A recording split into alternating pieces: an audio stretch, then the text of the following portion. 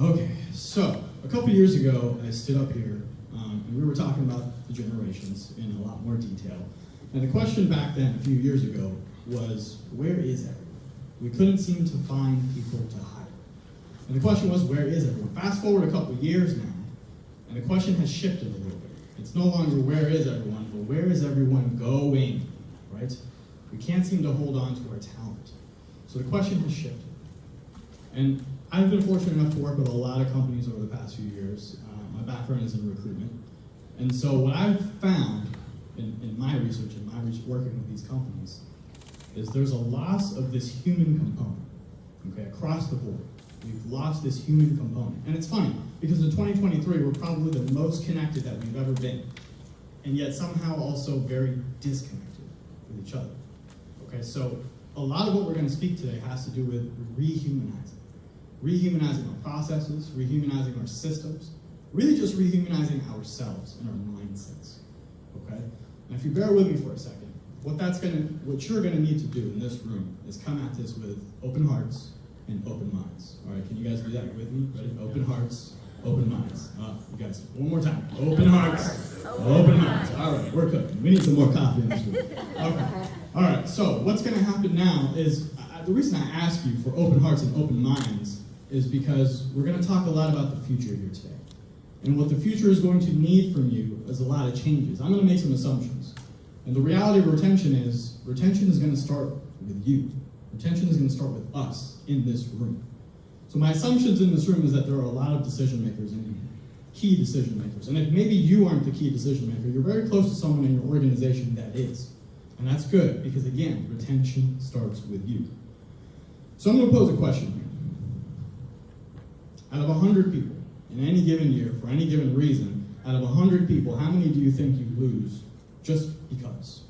How many out of 100? Go ahead, shout this out. This is the audience collaboration part. 64. I'm sorry? 64. That's a good one. We're off to the races. All right. 64 out of 100, you're going to lose no matter what. What else do I have? Any other guesses? 15? 71. Okay. Guys, it's actually 27 people. All right. Which is still a lot. 27 people out of 100 you're going to lose over the course of the year just because they woke up one morning and they were like, I'm good. I don't want to do this anymore. 27 out of 100, that's 27%. That's a lot. And they're probably thinking, okay, the cards are already stacked against us, so what do we do, Rob? How do we fix this? How do we retain our policy? I got you. I'm going to give you my personal formula. And if you're going to write this down, now I'll give you time to write this down, okay? The formula is very simple, and I guarantee you've heard this term before. I guarantee it. The formula is year over year. You can write this as a fraction. Year over year. And if you wrote it as a fraction, go ahead and scratch off your numerator because you wrote it wrong. It's an acronym, okay? Y-E-E-R over year. Year over year, okay? I came up with it. It's rudimentary. I apologize, but it works. It works. Year over year. If you, the Y, the people in this room, if you can evolve, empathize, and engage, then you will retain. All right, one more time. Y-E-E-E-R, Y-triple-E-R, over the course of a year. Normal Y-E-A-R. If you can engage, first E, empathize, second E, and evolve, your third E, you will retain. That's it. And this is the agenda for the rest of today, by the way. I got 40 minutes to dump my brain into your brain. All right? So, year over year. And I'll dive into each of these E's and exactly how it plays into retention. Let's talk about your workforce system. Anyone self-employed in here? Just a couple. Okay, great. Sir, if I asked you, describe to me your workforce system, and by that I mean your organizational structure. How would you describe that to me? Corporation? Sure. And in your corporation, what does that structure look like? Myself as president, I have a COO, and then 11 employees. 11 employees, and some middle management in between, I'm assuming? Perfect. Your name? Matthew. Matthew, and your industry? Insurance. Matthew from insurance described his organizational structure, his workforce system, as president, CEO, C-suite executives, some middle management, and then the rest of his staff. Right? Raise your hand if that's pretty much the structure that you work in. Just about everybody, right? That, what Matt just described, is a traditional workforce system, a traditional organization, very linear, very hierarchy-based. And I would imagine 90 to 95% of this room falls under that category. Very traditional workforce system, very linear. Or so you think. Or so you think. Where we are headed, and where you might already be, is more of a workforce ecosystem. I'm going to explain this to you in a second. Let's talk evolution. Ooh, evolution. Not that kind of evolution, workforce evolution, the world of work. One thing we know for sure is that world of work has evolved. It is continuing to evolve, and it will keep evolving. So we have to evolve with it. In 2020, MIT and Deloitte got together and they started studying the future of work. And they did this by interviewing thousands of business executives across the globe. I'm talking thousands, 3,000 plus, of the top business executives across the world. A lot of that data is what I'm going to share with you today. And what they found was the most successful business leaders are already taking advantage of this new interconnected workforce. Really an interconnected world, okay? What that looks like is the term ecosystem itself implies several connected systems, several components. But let's define the ecosystem really quickly. When you define ecosystem, you're all working towards a collective goal, but you're including internal contributors, your staff, as well as external contributors. A lot of the times we forget we may have external contributors. And so what Matt described is a traditional workforce structure, that pyramid that's on your right. Okay, your C-suite exec CEOs, presidents, whatever, your middle management, your operations management, your directors, your supervisors, and then your staff. Very traditional, very linear. But chances are you're already operating in an ecosystem. Okay, you have external contributors, meaning you have short-term temps, you have long-term contractual workers, you have service providers, you have software companies. All of these external contributors all working together towards your collective business goals. I want you to take a moment here. Are you in the ecosystem? Chances are yes. You are already in the ecosystem. Okay? The key here to remember, this is not, by the way, outsourcing. Okay? Outsourcing is different. I'll give you an example. When we outsource, we set it and forget it. Right? Most of the time, it's usually customer support, tech support. I was on tech support the other day, and I got off the phone 10 minutes later because I had the idea that, dude, I don't think you know what this company even does. All right? So that's the difference between internal and external contributors. You're involving everybody. You're making sure you're setting a unified experience for all of your contributors. But we can't talk about this complex ecosystem without introducing a new concept. And that new concept is workforce orchestration. Not management, not workforce management, workforce orchestration. Okay, think of a conductor leading an orchestra, very fluid, very back and forth. That's what we're talking about here. An ecosystem, a complex several part system, doesn't allow for traditional management. It just doesn't. Because a lot of those external contributors may not fall under any one particular management at all. So you have to orchestrate. The term management itself implies authority, it implies control, it implies rigidity. But orchestration, that's different. Orchestration implies collaboration, support, autonomy. Autonomy. One key word you're going to take away from this. Autonomy is actually what the future of your workforce is killing to have right now. Autonomy, independence, creativity. Let me do what I do best and leave me alone. Give me the goal, let me achieve it. Autonomy. All right, so again, the key here is workforce orchestration, not management. In the survey, 80% of executives agreed that, hey, we need to include our external contributors into the culture of our organization. And yet 45% of them were even successful at doing this. This is a work in progress. Evolution doesn't happen overnight. You're not going to solve this new leadership mindset shift overnight. This is going to take practice. You're turning your company on its head. in a lot of instances if you're not already there yet. So this requires leadership changes, HR changes. You're shedding the boundaries of your traditional roles. You're giving yourself access to a boundary-less world when you incorporate your external contributors. What does that mean?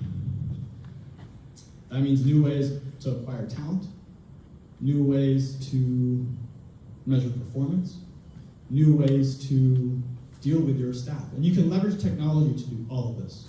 And by the way, if you're feeling a little overwhelmed right now, over a third of the companies that were surveyed, top global companies, even got any ounce of this correct. So you're not alone, right? Don't freak out, okay?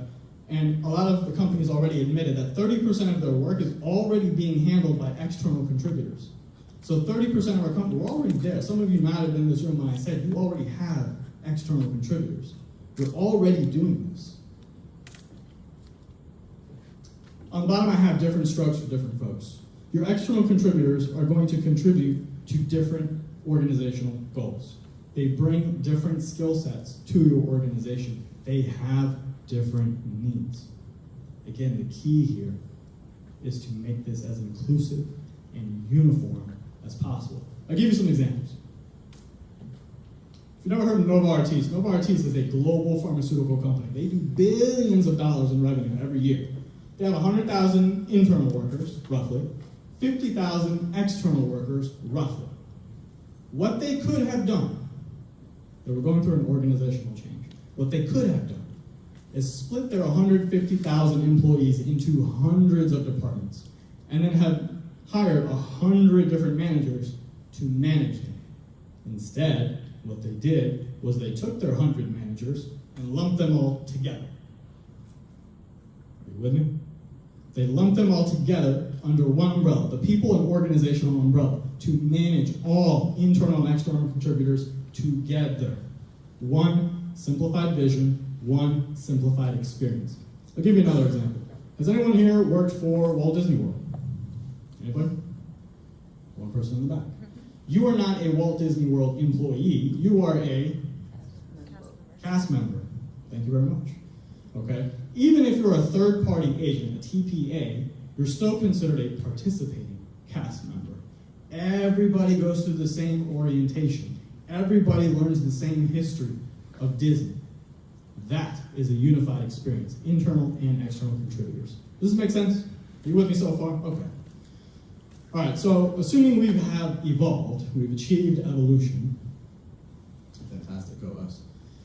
You're now getting to your second E, which is empathy. This is where things get interesting. Raise your hand if you have an idea of what generation you belong to. And judging by the mentee, it seems like you do. Okay? All right, so let's get into this a little bit. So probably the most jarring fact that came out of this statistic, there's almost 100 people in here. Assuming we are all in HR for just 1 second, let's assume everybody in here is in HR and there's 100 of us in here. If I asked you how many of you feel comfortable dealing with millennials or other generations, you know how many hands would go up right now? 0? Close. 4. 4 hands would go up right now. When surveyed HR professionals, 4%. These are your people's people. This is your people department. And they're saying only 4% are confident to dealing with millennials and other generations. There is a disconnect here, people. This is why you're losing people. Your people's department can't manage their people. Okay? I can't drill this enough. God, what is going on? Hello? Okay? We need to address this problem. By the year 2030, your workforce, the bulk of your workforce is going to be X, Y, and Z. Generation X, Generation Y, Generation Z. That's it. If you haven't figured out the generations by now, we are in deep trouble. Okay?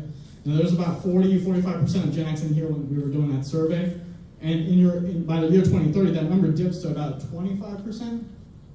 And that's because Generation X does what I like to call a hard stop. They're no longer working well into their retirement age. All right? Millennials are about 40%, and Gen Z will be about 35%. I saw we have some more Gen Zs with us. Gen Z, where are you at? 1, 2, 3, 4. Okay, let's welcome Gen Z to the table. Hello, Gen Z. Last time we did this, you know how many Gen Z I had? I had one Gen Z here. Nice to have you guys with us. All right, so let's back up a little bit. What do we know about baby boomers? Shout it out. Go ahead. Anything. They're old. And we're old. She said it, not me. They're tired. They're starting to retire. Okay, what else do we know? They're knowledgeable. They know it all. They know it all, don't they? Or they think they do. All right. So that's pretty good. That's pretty good. That's a pretty good start. How about millennials? What do we know about millennials? They know it all. We definitely know it all. You're right. What else? We don't know how to use it. What is a fax machine? What else do we know? I'll take one more thing. It's a good thing I put on my thick skin today. We're tech savvy. Okay, that's positive. I like that. I like that. We're making TikToks you're getting some confusion between some generations. Yeah, let's go to Gen Z. All right, what do we know about Gen Z? Hold on a second. What is it? They're creative. I like that. What else? They're socially conscious. Ooh, you must be the doctor. You are the doctor. All right. What else do we know about Gen Z? They're always born with a cell phone. This is not fair, Christina. You've heard me speak before. All right. That is correct. That's very correct. They don't know life before the internet. All right, I'm forgetting a generation here. Apologies to Generation X. Yes, Generation X. What do we know about Gen X? They're the best. I'm so sick of Generation X, dude. What do we know about Generation X? They're the forgotten. You're right. I'm sorry? Pioneers. They're pioneers. Okay. They're flexible. Look at all these positives all of a sudden. Huh? They're highly independent. Absolutely. Okay, you guys know your stuff. You guys know your stuff. But it's important to do. The reason I do this is because we have to understand the people that we work with. It's easy to roll your eyes and say, okay, boomer, you don't understand anything. Your ideas are outdated. We don't do things like this anymore. It's easy to do that. But guess what? They have a lot of knowledge. They have a lot of experience. They bring value to your company. You're here. All right? One of the, and it's easy to say, oh, you're millennials. You're all a bunch of snowflakes. How sensitive. You're lazy and entitled. Yes. Yes, it's easy to do that. But as we're going to go through this thing, we might shed some info as to why we are the way we are. So if you're a baby boomer right now, somewhere between the age of 59 and 77, and you are labeled the workaholic generation, right? You're also labeled the pull yourself up by the bootstraps generation. Well, listen, that might have been easy to do when boots were $5. Boots are now $500. Okay? So as, baby boomers, they live to work. Work is life. Their identity, again, generalization, a lot of the time they are tied to their work. They're very loyal to their employees, to their employers, to themselves. Okay, this is the generation that knows how to work. A lot of the structures that we have today revolving work comes from this generation, and they've seen a lot of history. Right, Beatlemania, the space race, Vietnam. They've seen a lot of it. Okay, they've been through a lot of it. Now we're going to talk about communication a lot. I bring up communication for a couple reasons. The way I communicate with my HR and my IT team might be through email, and that might work for them. It probably does. The way I communicate with my frontline staff, or say, my warehousing staff, cannot be through email, should not be through email. They're too busy for email. I might need to communicate with them through a morning debrief. Okay, your mode of communication here is crucial to get the message across. And for baby boomers, that's going to happen face-to-face, or probably over the phone. All right. When we talk about what they prioritize these things. They prioritize work. They prioritize structure and hierarchy. We know these things. Now, again, if you're looking to attract baby boomers to your workforce and keep them, what you're going to need to do is check in with them. See what kind of roles they're looking for currently. Okay? Chances are they may be ready for a change, or they may be ready to take on something new completely. Maybe they're ready for roles of mentorship or consulting. I'm sorry? More? Oh. I heard more, and I was like, excuse me? How much more we got? Right? All right. So check in with them, see where they're at. And then if they are willing to take on something else, develop them further. You can develop them a lot further, right? Chances are they've been at your company 10, 20, 30, 40 years. They know your staff and they know your stuff. Involve them in workforce planning. Involve them in succession planning. They probably have identified other people that are good at what they do. Involve them. Maybe they need some technical skills training, so you can do that as well. When it comes to Gen X, Generation X in here, anywhere from 44 to 58 years old. Hello, AARP, how's it going? All right, you are generation independent. You know this.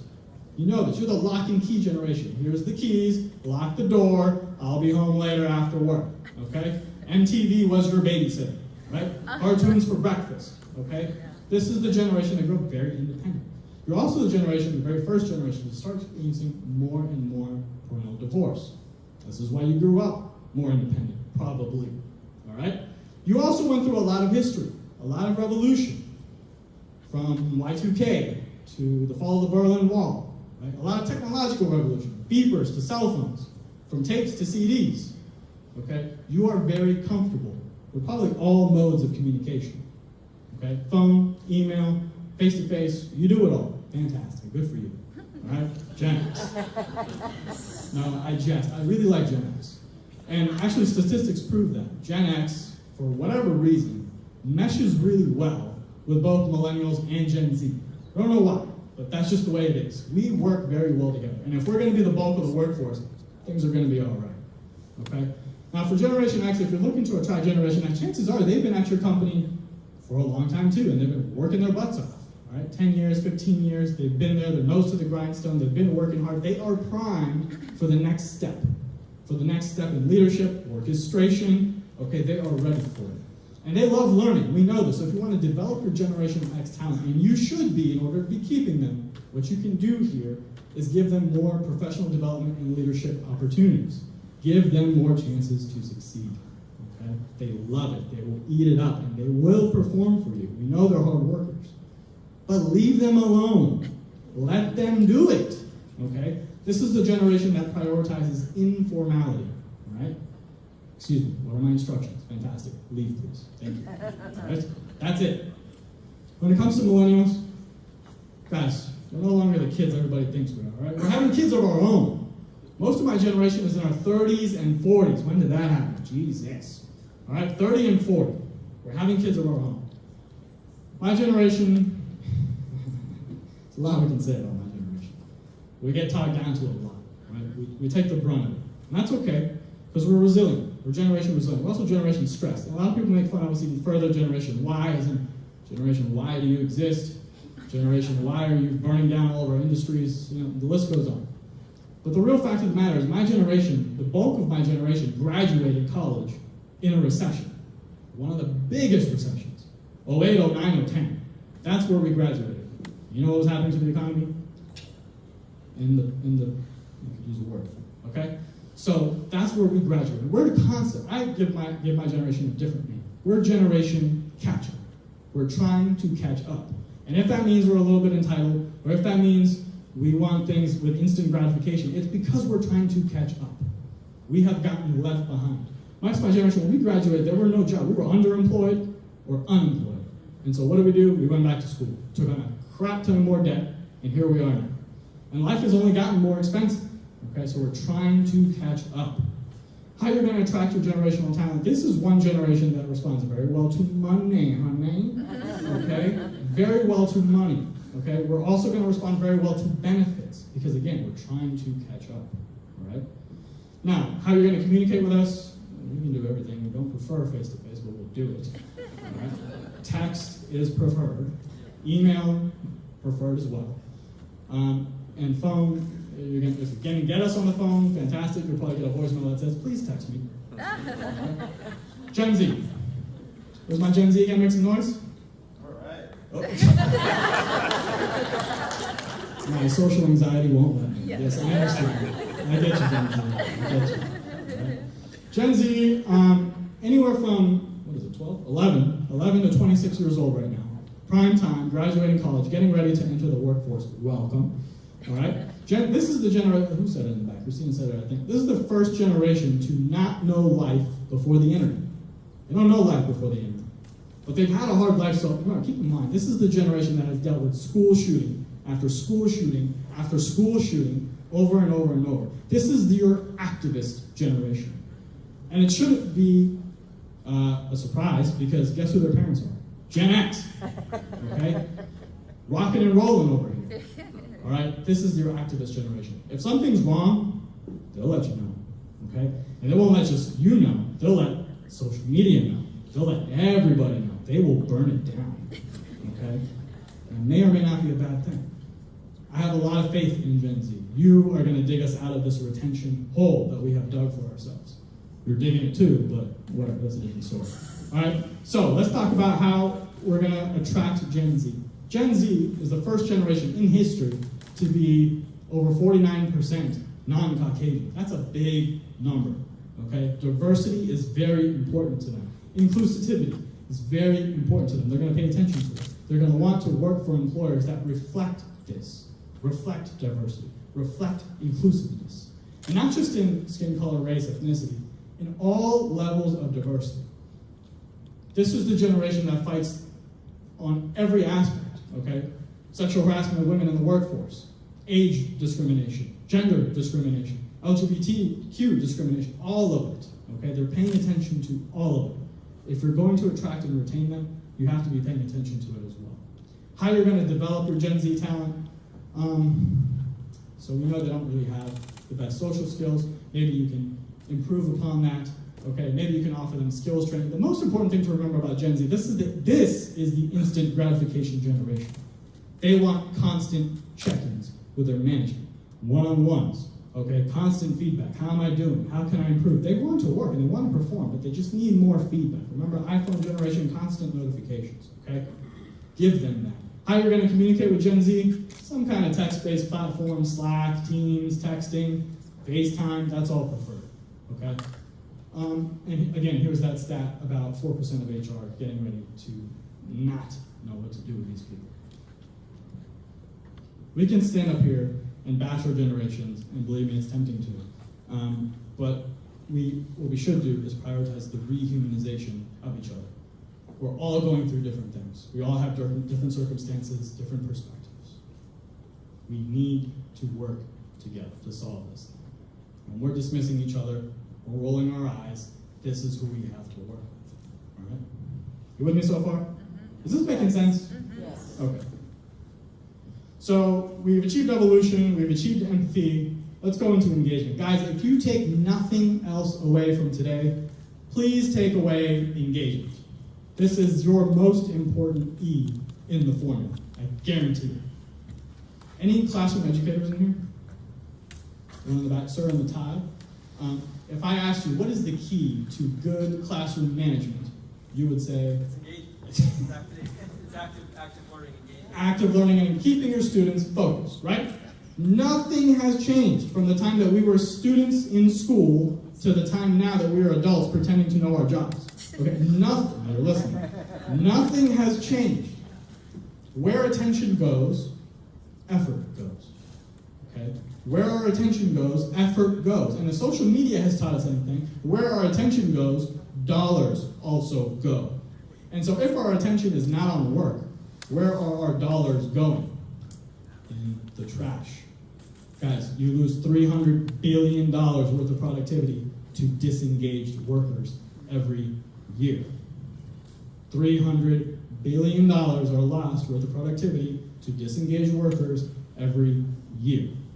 That's a lot. But what is engagement? My teacher friend in the back. What is engagement? Well, I mean, it's having them actively involved in the process. In classrooms, having them actively involved in that process of learning, right? Active. Good. And do you find that your most active or engaged students are also your best students? Yeah. Yeah. That shouldn't be a surprise. When it comes to engagement, especially staff engagement, okay, the more engaged we are, the better we perform. And by the way, not just individually, but as a company, okay? Your overall staff engagement levels has a direct correlation to your company performance in 3 subsets. Number 1, productivity. Number 2, hey, look at that, retention. And number 3, revenue. We've already discussed revenue. But let me give you another stat when it comes to revenue. If you are part of a company where your staff is engaged, you know how much more revenue you produce? 2.5 times as much revenue in companies that are engaged versus not engaged. We'll talk about retention rates in a second. But you want to talk about productivity? Engaged workers produce 57% more efficiency than non-engaged workers. I will prove this to you in this time. What's the reward for good work?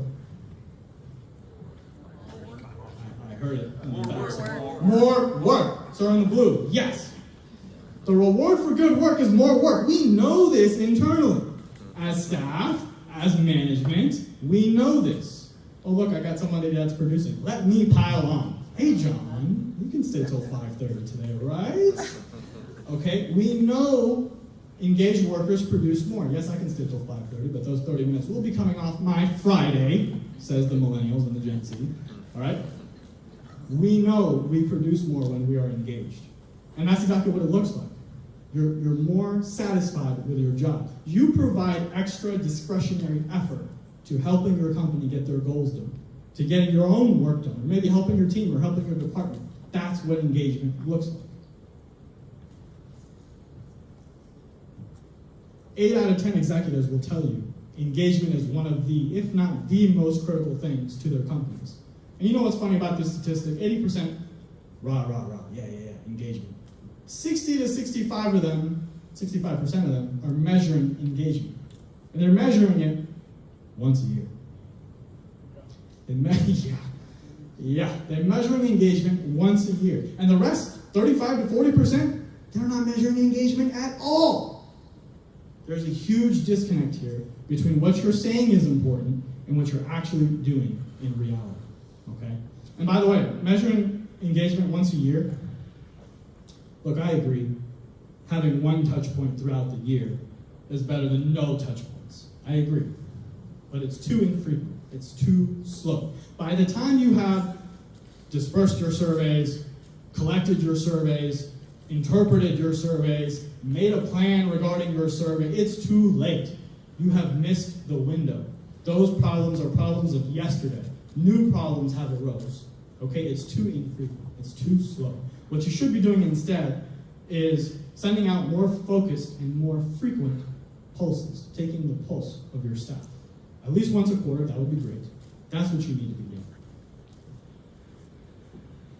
Again, going back to retention rates for engaged employees. Engaged employees are 87% less likely to leave you. Let me put it to you a different way. If you have engaged employees, you're leaving them with a 13% margin to even think about leaving. That's how big engagement is. You're leaving them with a 13% error to leave you, to want to leave you. This is huge. Okay, so you're probably saying, okay, fantastic, Robbie. How do we keep people engaged? What is the formula? Again, I got you. Step 1, tie the work to meaning. We know meaningful work produces intrinsic motivation. On our job descriptions, I read it all the time as a recruiter, must be internally motivated. What the heck does that mean?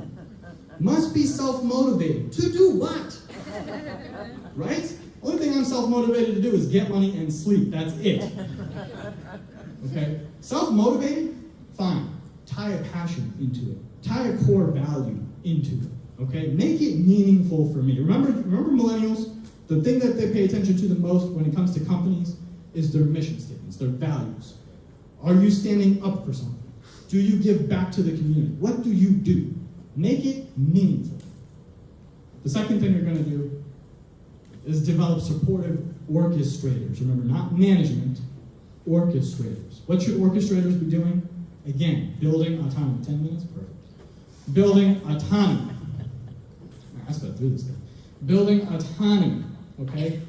Allowing for collaboration. Allowing for support. Building your future leaders of your organization. That is what your orchestrators should be focused on. That's what your talent pool wants you to be focused on. Oops. Step 3, create a positive work environment.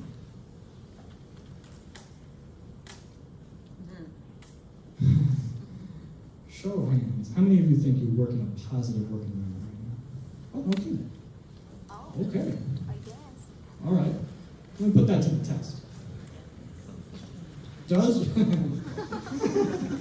I'm nervous. You raised your hand. There are 4 facets to a positive work environment. The first asset is your work environment flexible? Yes. Okay, we're off to a good start. Okay, this is relatively flexible. Chances are you're on a good start to a positive work environment. Is your work environment humane? Oh, of course, yes. I would hope so. I would hope so. Okay, we're still doing well. 50% so far. Okay, next step. Is your work environment collaborative? For the most part. Okay, good. We're doing all right. All right, Flag of Volusia. Finally, is your work environment inclusive? I heard some feedback over here. Okay. Maybe not as inclusive as we would like it to be, Stock. Thank you. Maybe not as inclusive as we would like it to be.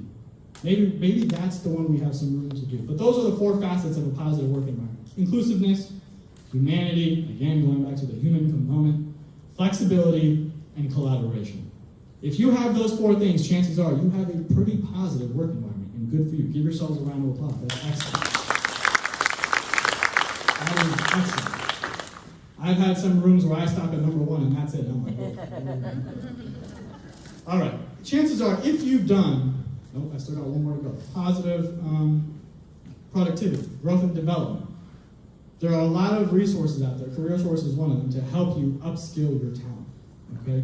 To help you with that professional development and their growth. Guys, if we're going to advertise there's upward mobility here, please mean what you say, okay? If you know your managers aren't leaving anytime soon and your frontline staff has nowhere to go, please don't say we promote from within.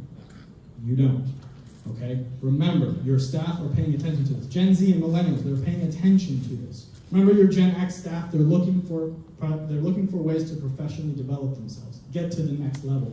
Please offer these growth opportunities and development opportunities. This is how you retain your talent.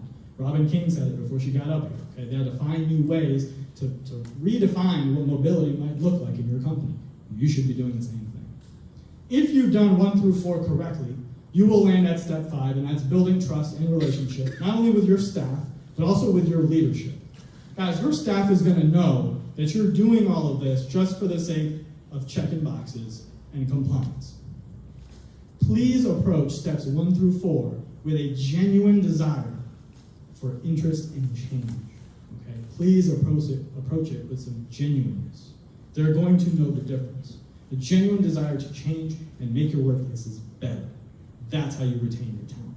Okay, steps 1 through 5, there it is for driving engagement.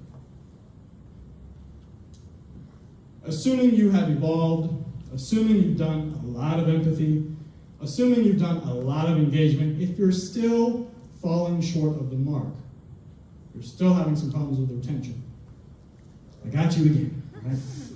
There's just a couple more things that I can give you to make this work. Let's tackle some people in the back. My people in the back, if I asked you for some non-financial benefits that you would respond to, what are some answers I would get from you? Non-financial. Time off. That costs the company money, so no. What else? Leadership opportunities. Okay, I like that. What else? Flexibility. Okay, what kind of flexibility are we talking? Like schedules are flexible. Okay, I love that. Flexible schedules. Yes, sir. Assuring your staff's not missing any family events, children's plays. Love that. Thank you, Matt. Thank you. Can I work? Thank you. I love that. Yes. He said, 5 minutes, okay. He said getting some time and making sure that your staff isn't missing important family events. Crucial. That doesn't cost you much. It's a very easy thing to do. Bringing in humanity back into it, okay? These are some great, what non-financial incentives would you love to have? Let's get really creative here. Anybody? Yes? Professional development, I know it costs some money, but... More professional development. That's my Gen X friend back there. Okay, what else? Millennial. Millennial. Really? Okay. What else? Mentorship. Oh, I like that one. Mentorship. Take me to the next level. Yes, ma'am. I believe people want to feel or know that you appreciate them. And how can I make you feel appreciated? Tell me. I'm sorry? Recognize. Recognize you. Yes, that's the one I was looking for. Rewards and recognition. One of the most overlooked things we can do when it comes to retention. Guys, we just want to be noticed. Okay? Chances are we've been killing for you guys. Meeting all of your measurements, all of your goals. And how about some recognition? Doesn't cost you anything. Okay? That's a big one. Thank you for bringing that up. So we have to get creative when it comes to retention. And so when we talk about the workforce that we want, we have to, again, retention starts with us, retention starts with you, rehumanize. What would we want? What would keep us there? How many, show of hands, how many of you have been at your company 30 plus years? Any 30 plus years? Robin King. Round of applause for Robin King. Do I have 20 plus years in the room? 20 plus years? Got a couple, round of applause, 20 plus years. Fantastic. 10 to 15 years? Okay, look at that. All right? So just ask yourselves, man in the back, raise your hand for 10 plus 15 years, what has kept you at your company for those 10 to 15 years? No? We got a shot? Okay. Anybody want to share what has kept them at the, Robin, what has kept you at CareerSource 30 plus years? I had the opportunity to learn for every 33 years I worked. Fantastic. She said she's had learning opportunities every year for the 30 years that she's been there. Okay? Huge. We can't estimate this enough. All right?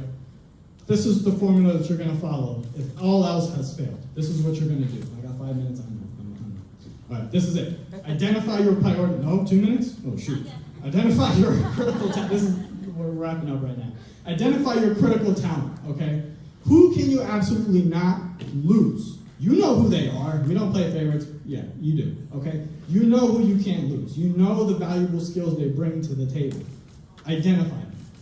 Explore non-financial incentives. We just talked about that. Explore financial incentives. Chances are you're probably already doing that. And finally, communicate all of this to your staff. Remember, we talked a lot about communication today. Make sure you choose the right modes of communication. Okay, how do you identify your critical staff? The easiest way to do this is with something called predictive analytics. Guys, it gives me a migraine when companies say, we're not using our data. Why?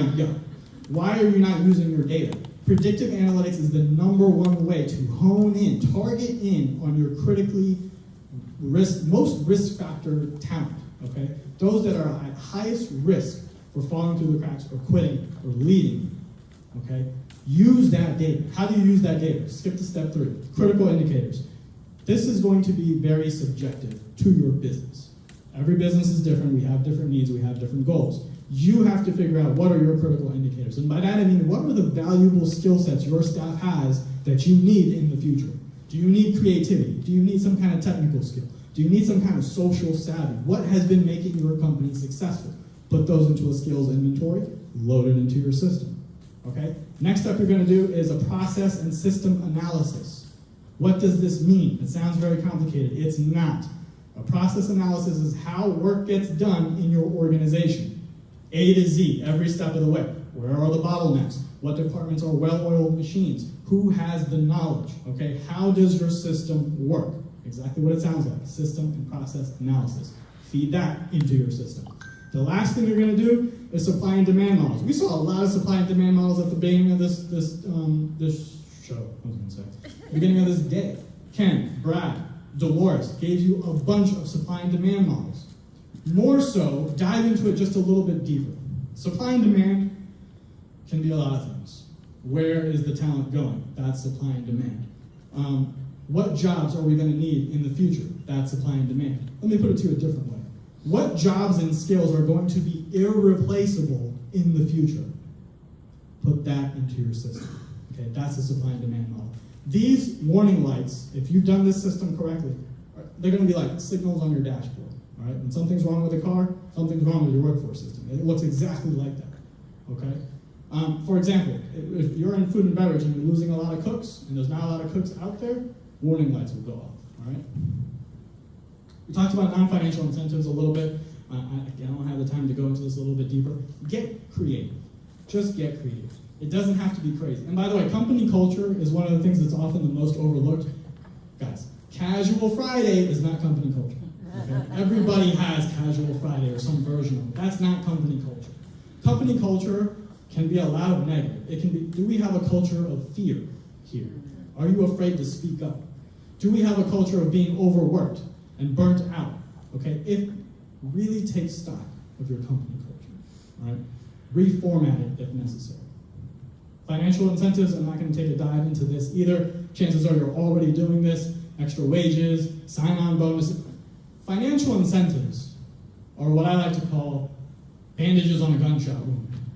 Short, it's vivid, I know, but short-term solutions. Effective, but for the short term, okay? Yes, you've stopped the bleeding, but you haven't addressed the root of the problem. You haven't addressed the bullet in the hole, okay? And again, it may work for some generations, millennials, hello, but it's not gonna work for all generations, okay? And we could talk about more complex financial incentives like revesting and earnouts, but again, all short-term solutions. Finally, I wanna leave you with this. Career Source Flagler, Blue Sugar, final counties. Well, I beat you with the stop sign. I know I'm there. You have a lot of industries here, a lot of great industries. And I know hospitality and tourism is a big one, retail is a big one, but you also have some more industries up here. Aerospace, cybersecurity, manufacturing, transportation. By the way, transportation is set to explode in the next 5 years. 35% growth. We're talking heavy truck driving, heavy machinery driving, warehousing and storage, set to explode in the next 5 years. That industry, the transportation industry, would be a great one to do a process analysis on. Where are your people going? Supply and demand models. That would be a great industry to know, okay? Manufacturing, we do a lot of boat manufacturing here, a lot of boat building. When we talk about skills-based recruiting, we need to move away from this years of experience recruiting model. Forget years of experience. That no longer applies anymore. Chances are you're having retention problems because of that. Skills-based recruiting. Okay, I noticed a difference between the North County's boat building and the South County's boat building. You're building the same boats, you have different requirements. What's going on? You're South, you're requiring more advanced degrees. Up North, you need a high school diploma. What's going on? Which is it? Make it synonymous. Okay, chances are they don't need to be that crazy. All right, reduce the barriers of entry. Daytona Beach, I've had a wonderful time. I hope you have as well. Thank you.